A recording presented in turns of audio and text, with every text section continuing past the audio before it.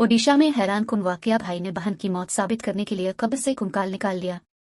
Bank के सख्त उसूल और आगाही की कमी ने शहरी को इंतहाई कदम उठाने पर मजबूर कर दिया।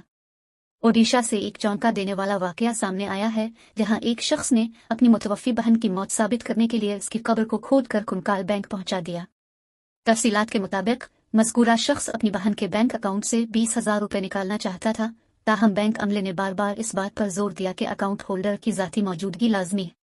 मुतासरा शख्स ने मुतअद्दिद बार बताया कि इसकी बहन का इंतकाल हो चुका है, लेकिन बैंक हुकाम ने इसकी बात पर यकीन नहीं किया। मुसलसल इनकार और कानूनी तरीक़ाकार से लाइलमी के बाइस वो शख्स शदीद मायूसी का शिकार हो गया और उसने ये इंतहाई कदम उठाया।